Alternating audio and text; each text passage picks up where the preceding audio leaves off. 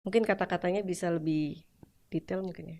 Ada beda antara Kritiknya hate lebih sama kritik. bagus. Iya. Orang kritik itu adalah, bukan kritik ya, lebih kepada nasihat ya. Kalau aku ya, kalau orang menasihat itu dia harus meniscayakan orang tuh suka atau sayang sama seseorang ini. Oke. Kalau dia sayang, kata-katanya pasti terjaga nih. Tapi kalau nge-hate itu sebenarnya jadi gini ya. Eh, tahu nggak sih orang nge-hate, orang ngebully itu punya satu kesamaan. Kesamaannya adalah mereka nggak percaya diri sebenarnya. Maka mereka, ketimbang mereka mau naik ke atas, artinya gini, ketimbang mereka berusaha untuk jadi lebih baik, karena mereka nggak mampu untuk itu, mereka memilih untuk lebih menjatuhkan orang. Paham nggak sih maksudnya? Jadi supaya mereka jadi lebih baik daripada orang lain, karena mereka nggak punya kemampuan untuk jadi lebih baik.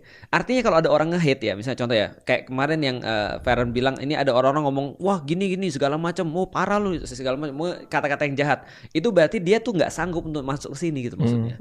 Ini orang-orang yang nggak mampu sebenarnya. Jadi kita harus kesian sama orang-orang nggak mampu ini, karena dia cuma mampu ngerendahin orang lain, nggak mampu untuk naik ke atas. Benar-benar.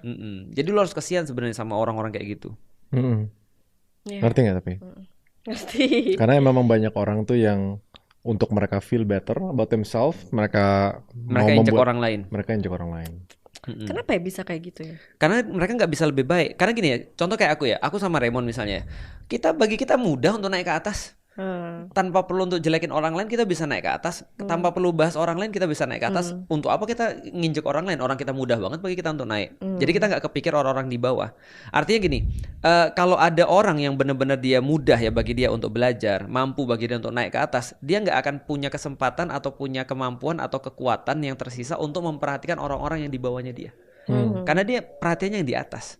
Kalaupun dia perhatian sama orang di bawah dia, untuk diajak naik ke atas. Effortnya itu bukan untuk kemudian dijatuhin.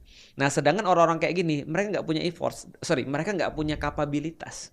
Jadi nggak mampu, mereka itu orang-orang nggak mampu, Atau lemah.